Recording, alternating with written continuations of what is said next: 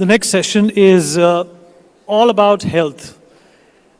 And like they say, health is wealth, and how to preserve health, how to in fact take care of your body, how to understand what you should eat, what you should not. Our next guest is someone who has inspired a whole new generation of people into realizing that prevention is better than cure when it comes to disease, when it comes to taking care of your health. In fact, we all follow his advice. We take tips from him on social media. And in fact, when I was backstage, I was picking his brains on what I should do personally, and I got some advice and some consultation for free on some of the problems that I have been facing when it comes to my health and my eating habits. So, without further ado, I'm going to ask everyone here to give a big round of applause to Mr. Luke Coutinho, who's the co-founder of the Luke Coutinho Holistic Healing Systems. And I want everyone to pay close attention to everything he has to say, latch on to every word that he has to tell you, because it is good for you. Thank you. Click on send. Yes.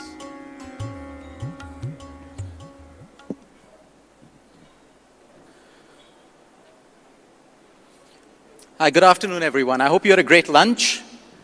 You would have noticed the lunch that you had a lot of our Indian superfoods in them. But before we get into health and lifestyle, before we get into topics like cancer, Alzheimer's, and diabetes, it was the 27th of November, 2020, amidst the lockdown. I was with my family. We were in the beautiful state of Goa. My mom, my family around, and we got this official letter from the government. The letter spoke about our Prime Minister, Honorable Prime Minister Modi ji. His vision for a fit India. It explained about lifestyle and how he had a vision to take fitness across our country, prevention across our country, and lifestyle across our country to the next level. There was a request for me to be the champion of lifestyle and wellness for his Fit India movement, which I was proud to receive. From then till now, it's been an amazing journey across our country, trying to fulfill our Prime Minister's vision when it comes to lifestyle, prevention, and a holistic approach towards looking at disease. We had two great speakers, three of them in fact right before, that spoke about medicine, that spoke about lifestyle, that spoke about prevention. I had the honor of spending some time with Professor Anne last evening before the session. And she was talking about her work in the space of integrative Alzheimer's, the requirement to look beyond the symptom, the requirement to look at how lifestyle can impact prevention and assist with recovery. The future of wellness in our country is focused way beyond medicine alone. Dr. Jonathan just spoke about right medicine, right person, right time. He also spoke about the best investment being in prevention. When we look today at the future of wellness, it will require us to have an approach beyond the symptom. While we have medicine to treat the symptom, how will we address the root cause of a condition? When we look at cancer, we look at diabetes, we look at obesity, we look at autoimmune conditions in our country. We have a symptomatic approach, but the future of wellness will require us to look at the root cause. Why are we getting sick? Why do we get diabetes? Why does our cancer reoccur? Why are we pre-diabetic? Why do we have our Prime Minister launching a campaign to fight obesity in our country? The future of medicine will look at AI, technology, science, medicine, and the fragments of our healthcare system, which include nutrition, dietetics, emotions, sleep medicine, exercise and movement, and how we can use science and AI to put all of this together as we look at a patient as a whole and not as a disease. Today in my talk, I want to present to you the fundamentals of human health. We have two categories of health in our world right now. We have complication, where the latest trends are red light therapy, ice baths, longevity supplements and pills. And then we have a category which focuses on, before complication, have we got the basic fundamentals right? What are these basic fundamentals that every one of us need? You, me, all our citizens across the country and the world. What are these fundamentals that we need? How do diseases start to get better when we use the best medication, but we also complement it with the right lifestyle? We're aware of emerging sciences showing us the correlation of sleep deprivation with a suppressed immune system. We're aware of the science showing us chronic stress levels, the impact on cortisol, adrenaline, hormonal health, and our immune system and inflammation. We're aware of a sedentary lifestyle and what it does for our immune system, and we're also aware of extreme overtraining without the right nutrition. I would like to start off with our first pillar, which is nutrition. And today we are honored to discuss and unveil to you some of our hand-selected superfoods that grow in our own country, selected by our Honorable Prime Minister, Modi ji. The United Nations declared 2023 as the International Year of Millets, spearheaded by our Honorable Prime Minister. India is the world's largest producer of millets, 38.4% of the world's total production. But why millets? A lot of people will say, but Luke, that's a carbohydrate. Who said carbohydrates are bad? We have poor quality carbohydrates and we have the overconsumption of carbohydrates. We have an imbalance on our plates. We have more carbohydrates but less protein. We have carbohydrates disguised in junk food and ultra-processed. Let me make a correction, because junk food is not food. So we have carbohydrates disguised in junk and ultra-processed. When you look at millets, agriculturally in our country, it's favorable, but it is gluten-free and fiber-rich. Low glycemic index, allowing our pre-diabetics and diabetics to also have and consume balanced nutrition and balanced meals. Rich in minerals and antioxidants, something that we all need to maintain low inflammatory levels in the human body. It supports digestion, health, and a healthy weight. It enhances cognitive function because of its rich constituency of potassium, magnesium, and B vitamins that help you with your cognitive health. It's an excellent choice for people across all ages, including students. In our country, we have finger millet, pearl millet, also known as ragi, bajra, sorghum. At most of your meals, you would have tasted some of these millets today.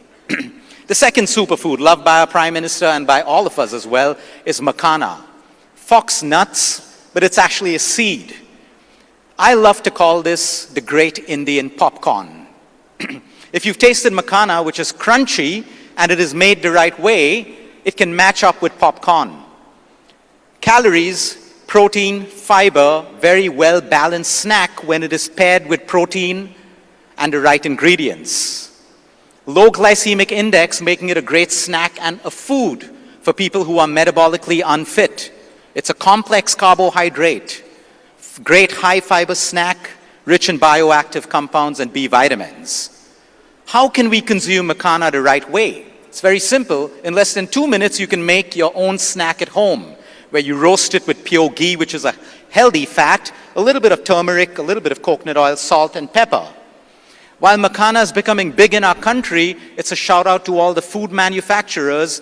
Please don't take away the health values of Makhana by putting in unnecessary ingredients like sugars, chemicals, and anything else that isn't fit for human consumption.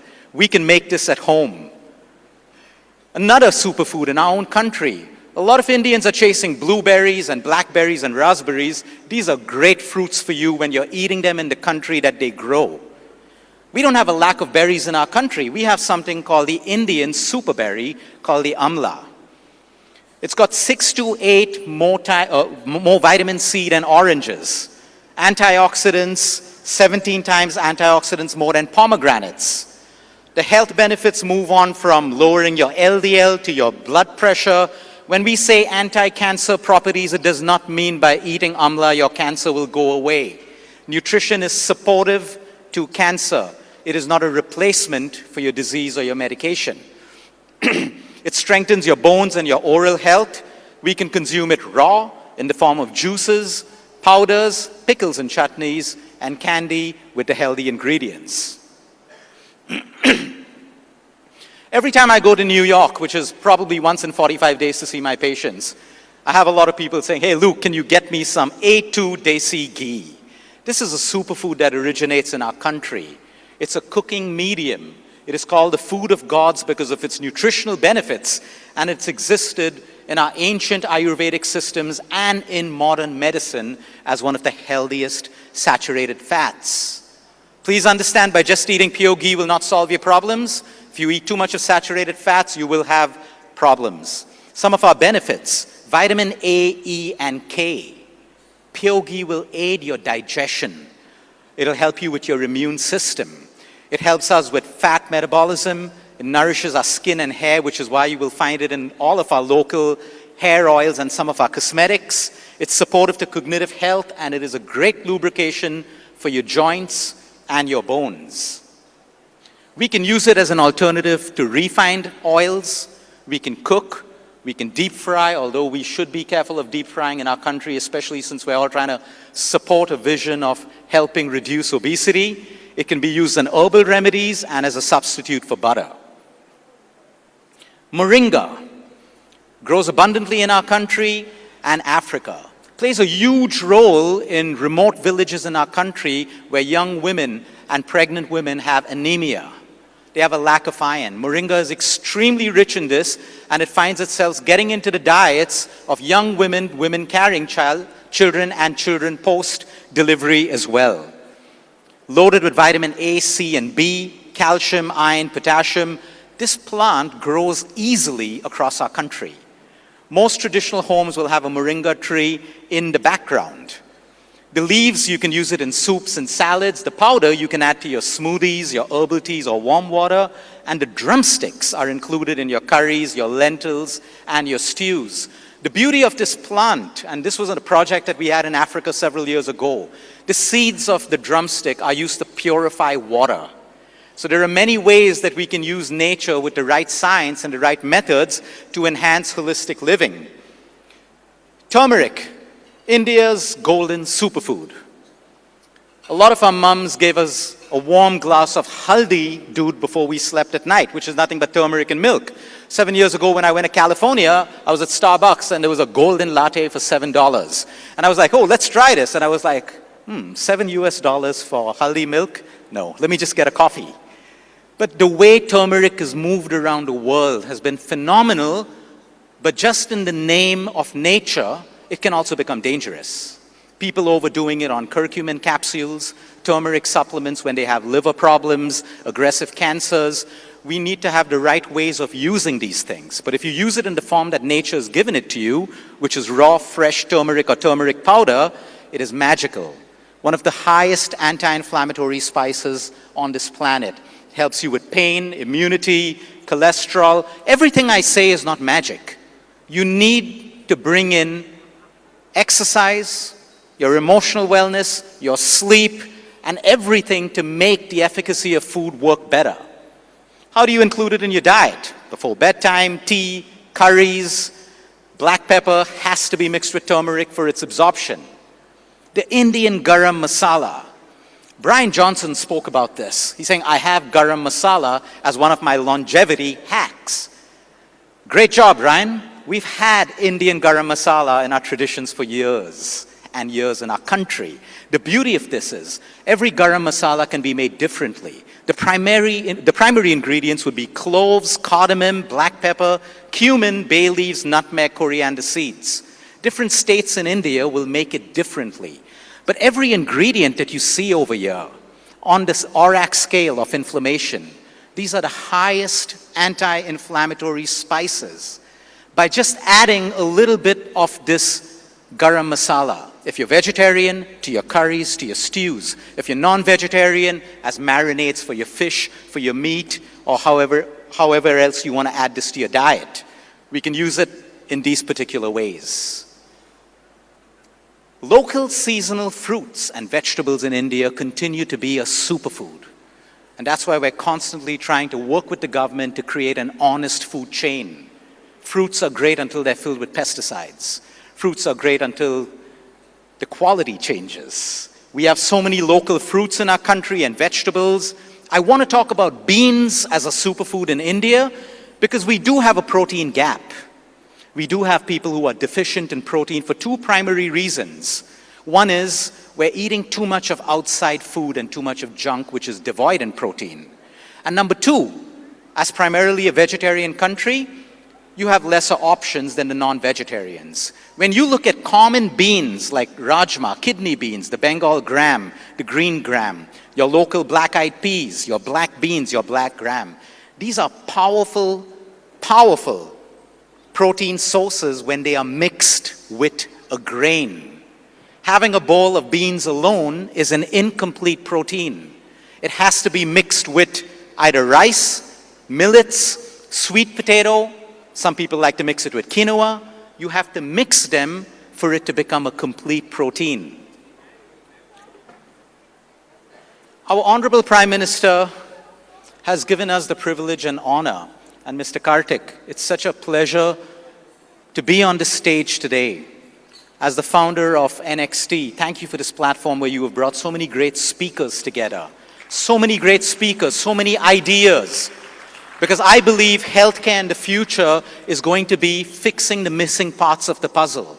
While we have advancements in medicine, we have nutrition, we have emotional science, we have sleep medicine. How do we bring it all together? And it's a platform like this which is going to do that for us. Some of our top lifestyle tips for the country: choose fresh and local. Your timing and your portions matter. When you eat, what you eat, and what time you eat. Early dinners. I know India loves late night meals. Please bring down your dinners. This is for your blood sugar levels, for your digestive health, acidity, and a lot more. Chew your food well. Bless your food. You don't have to be religious to bless your food. A simple thank you is a prayer of gratitude. Limit junk, 10-minute deliveries. You can never cook healthy food in 10 minutes. I want you to understand that. When we are supporting the Prime Minister's vision of overcoming obesity, it is the little things like this that will matter. Balance your macros, India. We are a carb-heavy nation. We have to increase our activity, reduce our carbs, and have our macros balanced. Eat mindfully, prioritize home-cooked meals. It's something that we call Ghar ka khana, which is your home food. Men, learn to cook. Teach your sons how to cook. It's such a beautiful stress relief activity to learn how to cook and cook your own meals. And reduce oil, cut it down by 10 to 15%. One of your meals can be steamed, one of your meals can be poached. This suggestion is by our Honorable Prime Minister. Overcoming obesity or any disease will be synonymous with nutrition and movement. The Fit India movement, which is the brainchild of our Prime Minister, encourages every Indian citizen to take personal responsibility when it comes to our own fitness. Simple things. We're not here to talk about complication. We're here to talk about moving daily, training holistically. What does that mean? You're training for strength, muscle, endurance, stamina, flexibility, mobility. These are not things that we think you need. This is what your human body needs every day. And so we got to train holistically, mind-body exercises like yoga, pranayama, meditation. If you didn't have a 1-hour slot for your workout, do 45 minutes. If you didn't have 45 minutes, do 30 minutes. If you don't have 30 minutes, do 15 minutes, because something is better than nothing. I know everyone's been enthusiastic to be here the first day of this amazing conclave. How many of you did your workout this morning? Put your hands up. Even if it was 15 minutes. Mr. Karthik, I'm hoping for the next conclave we have a lot more hands going up after this. We have Indian holistic exercises. I can choose to go to a gym. I can choose to do Hindu push-ups, squats, the mugdar, that's a weighted instrument that you use to train every body part, including muscle. We have our Surya Namaskar, which is sun salutations that trains your breath, movement, joints, and even muscle. We have mace swinging, rope climbing. Integrate this into your workouts, make them fun.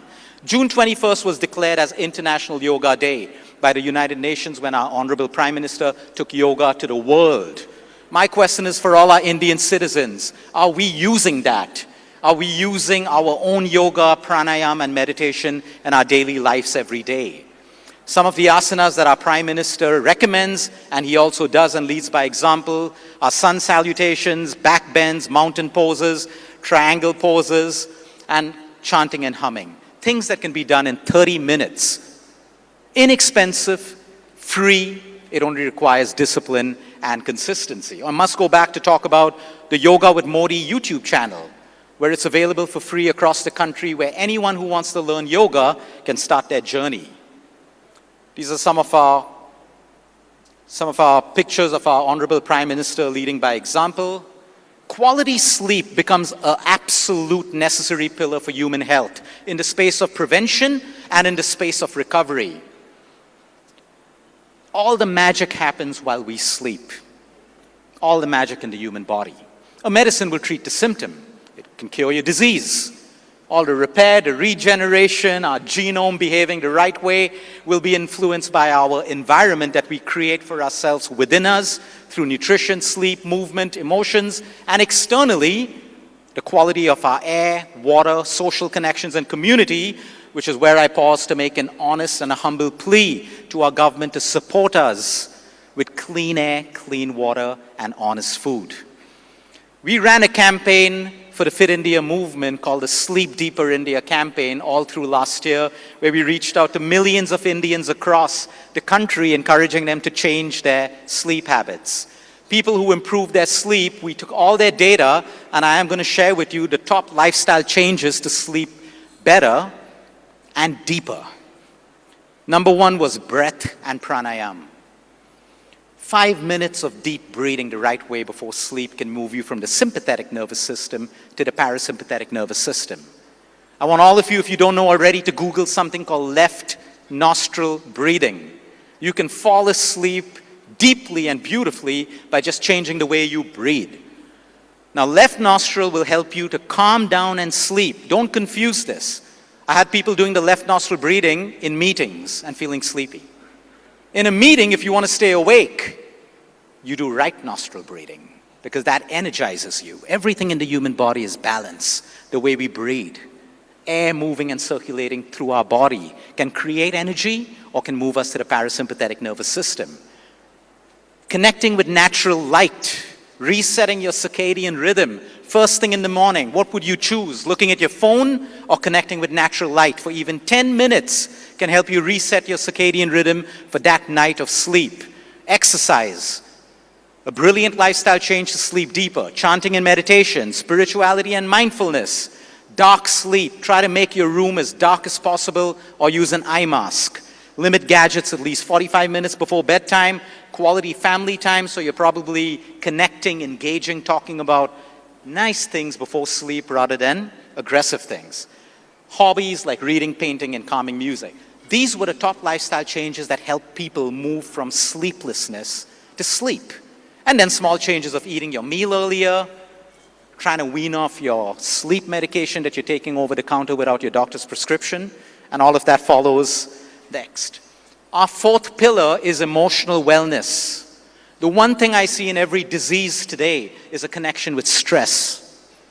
When a body's trying to heal from a cancer, when a body's trying to heal from a disease, when a body's trying to prevent a disease, we have to medically honor and understand the word homeostasis, which is balance. How do we achieve homeostasis? There are many ways. The calmer we are, the more time we spend in the parasympathetic nervous system, your body is working for you. Your immune system is working for you. When we're in a constant state of chronic stress, anger, resentment, guilt, always fighting, always on the go, not giving ourselves a break, we're out of homeostasis. we're out of balance. Our body doesn't work for us. It works against us.